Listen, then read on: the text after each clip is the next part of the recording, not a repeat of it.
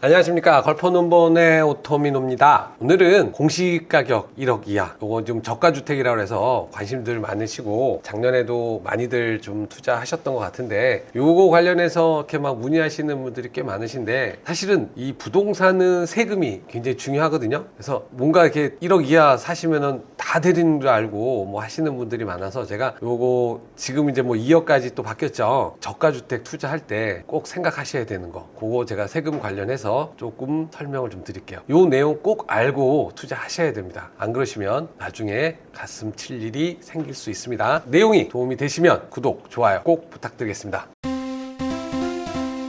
말씀드린 것처럼 저가주택 1억 이하 많이들 하셔가지고, 지금 뭐 작년 같은 경우 경매가 굉장히 인기가 있었고, 실제로 1억 이하의 경매를 하시겠다고 하시는 분들이 꽤 있으셨어요. 그래서 제가 이거 하셔가지고 얼마만큼 뭐 남기실 거냐 어쩌냐 해서, 사실 지난번에 제가 뭐 500뛰기 1000뛰기 이것도 영상 찍었지만 1억 이하 아파트 해서 사실은 경매가 이거 경쟁이 굉장히 심하거든요. 이거 1억 이하라는 거 어떤 뭐 특수성 때문에 더 많이들 관심을 가지시는데, 해서 여하간 응찰했고 낙찰가도 올랐고 경쟁도 올랐고, 그래서 실질적으로는 그렇게 큰 저거는 이득을 보지는 못하시는 것 같더라고요. 누구는 그러더라고요. 경험상 한다고. 네, 경험상 가슴 아플 수도 있어요. 그래서 이런 거 조심하셔야 되고, 최근에 우리 2025 경제 정책 방향 거기서 나온 게, 자, 지방 같은 경우는 2억까지 취득세 중과를 해주겠다라고 해서, 어떻게 보면 요거에 대한 어떤 더 투자의 범위를 넓혀줬다. 네, 그래서 어떤 분들은 야, 이거 저가주택에 대한 투자가 증가할 거다. 증가하겠죠. 아무래도 1억까지였는데 2억까지 했으니까 좀 더 증가하겠는데, 중요한 건 지방주택이라는 거 조심하셔야 되고, 좀 이따가 그 지방주택 좀 더 얘기 드리고요. 자, 요거 얘기를 하다 보니 어떤 분이 저한테 이 공시 가격이냐 공시 지가냐 이거 갖고 좀 얘기를 하셔서, 제가 크게 문제가 없습니다 라고 했는데, 사실 개념상 뭐 그냥 이해하시면 돼요. 근데 어떤 게 맞느냐 안 맞느냐 얘기를 좀 하셔서 제가 요거 잠깐 설명 좀 드릴게요. 실제로 땡땡 뭐 포탈 이런 데서 검색을 해보면 공시가격 1억 이하, 하여튼 뭐 1억 이하 주택 뭐 이렇게 해가지고 치게 되면은요, 공시지가라고 하는 게 굉장히 많아요. 그럼 이게 틀렸냐 맞았냐 이런 얘기를 또 이제 그분이 또 하시니까 제가 좀 말씀을 드리면, 일단은 지방세법에서 이 저가주택에 대한 어떤 기준을 뭐라고 했냐면, 시가표준액 1억 이하인 주택에 대해서는 취득세 중과를 제외하겠다 뭐 이렇게 해서, 이 기준이 공시지가 공시가격 다 아니고 시가표준액이라는 표현을 써요. 그러면은 다 틀린 거야? 시가표준액 써야 돼? 자, 그러면 시가표준액이 어떤 의미인지 이렇게 보면, 이거는 그 용어 사전 이런 데서 본 거고요. 거기서 나오는 시가표준액을 보면, 자, 부동산에 대해서 정부에서 왜 이 가격을 하죠? 세금 매기려고 하는 거예요. 사실은 세금을 매기려고 정부에서 기준으로 설정한 가격이라고 용어의 정의를 하는데, 거기다 공시지가라고 하네요. 그럼 공시지가가 맞는 거고 공시가격이 틀린 거 아니에요? 또 이렇게 될 수 있죠. 그래서 요 정부에서 기준으로 설정한 가격을 공시를 해요. 어디서 하느냐? 부동산 공시가격 알림이라고 해요. 여긴 또 공시가격이라고 돼 있네요. 보니까 토지는 개별 공시지가로, 주택은 개별 주택가격으로 하고, 여기 또 공시가격 알림에서는 공동주택 공시가격, 단독주택도 공시가격, 토지는 공시지가. 실질적으로 시가표준액, 공시가격, 공시지가 큰 차이 없고요. 그냥 쓰셔도 돼요. 다만 이제 뭐 일부 따지시는 분이, 야, 공시지가는 지가이니까 결국은 토지다 이렇게 주장하시는 분이 있어요. 근데 뭐 그렇게 따지시면 그런데, 굳이 이거 대세에 지장 안 주거든요. 다 똑같은 개념이다 라고 생각하시면 넘어가시고요. 자, 오늘 할 얘기, 자, 저가주택을 하면 왜 좋아? 아까 제가 그 부동산은 결국 뭐라 그랬어요?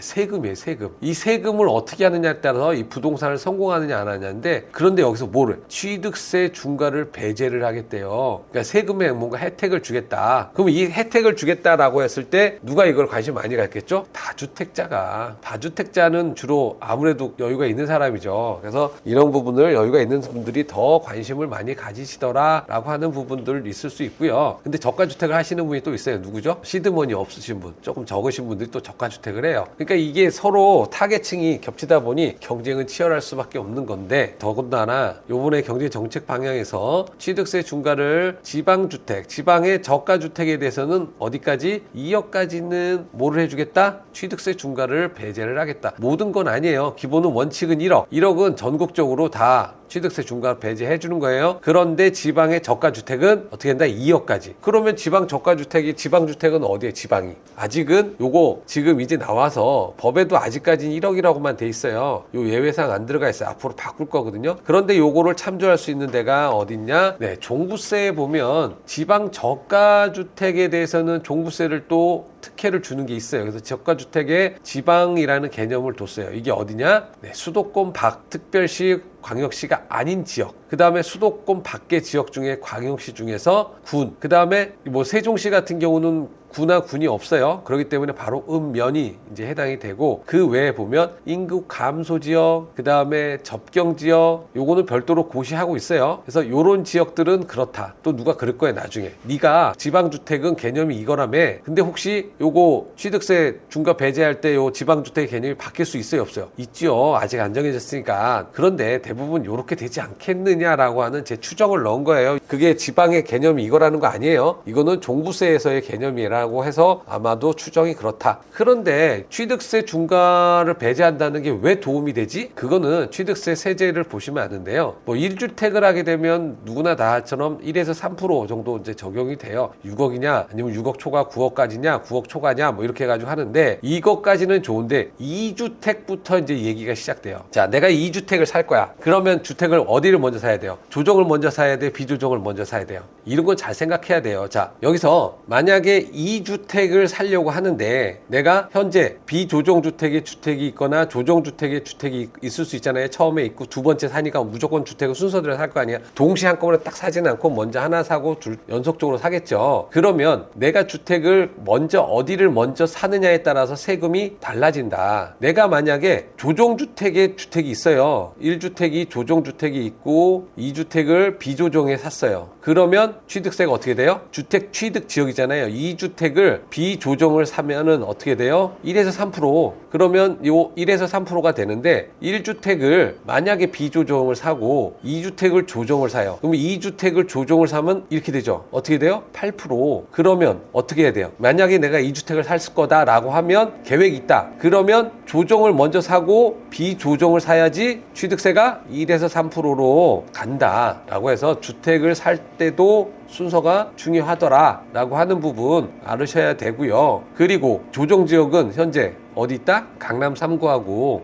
용산구하고 해서 뭐 전체 지금은 4개 정도만 있는데, 앞으로 이게 얼마만큼 더 어떻게 변할지 모르겠어요. 그러니까 이 조정지역이 크게 뭐 저긴 아닌데, 다만 요렇게 지금 현재 4개 구에 만약에 주택을 구입하게 되거나 구입할 예정이라면 요 순서가 중요하더라 라고 하는 부분 잘 생각하셔야 되고요. 중요한 것도 하나 많이 아셔야 되는 거, 분양권 주택이다 아니다? 분양권 주택이다. 그래서 이 분양권도 굉장히 중요하고요. 이 분양권에 대한 취득세, 양도세 부분은 제가 별도로 영상 찍어 놓은 거 있으니까 요거 한번 참고해 보시면 도움 좀 되실 겁니다. 그리고 나서 이 취득세까지가 지금 저가주택에 어떻게 보면 이점이라 했는데, 이제부터가 조심하셔야 되는 건, 그러면 모든 세금이 다 혜택을 받느냐? 아니에요. 저가주택이라 하더라도 재산세, 양도세, 종합부동산세 이 세 가지는 과세가 돼요. 그래서 조심하셔야 되는데, 사실 재산세는 금액이 크지 않기 때문에 다들 그냥 뭐 이렇게 넘어가기 때문에 재산세는 과세 대상은 돼도 사실 많이 따지진 않고요. 문제는 양도세하고 종합부동세, 종부세인데, 자, 양도세는 기본적으로 건물에 대한 양도로 발생한 소득 해가지고 이거 기본적으로 되기 때문에 양도세는 별도로 발생을 한다. 꼭 알아두셔야 하고요. 결과적으로 현재 저가주택이라 하더라도 내가 기존에 주택이 있는데 양도세 요거 하나를 더하면 내가 1가구 1주택이 안 돼요. 그럼 어떻게 해야 돼요? 양도세에서 비과세를 받기 위해서는 기존에 있던 주택들을 다 처분하고 최종 1주택이 될 때까지는 양도세 다 내셔야 하고, 마지막에 내가 1가구 1주택이 될 때 비과세 대상이 된다. 그렇기 때문에 내가 1주택이 있는데 이 1주택이 있는 상태에서 요거를 매도할 생각인데 투자를 한다고 저가주택을 사게 되면 기존의 1주택이 비과세가 깨질 수도 있다 하는 부분 유념하셔야 돼요. 그렇기 때문에 양도 차익이 적은 것부터 보통은 주택 매도를 하게 되잖아요. 그래서 그런 거는 처음 내가 1가구 1주택이 될 때까지는 비과세가 안 되고, 물론 일시적 1가구 1주택 그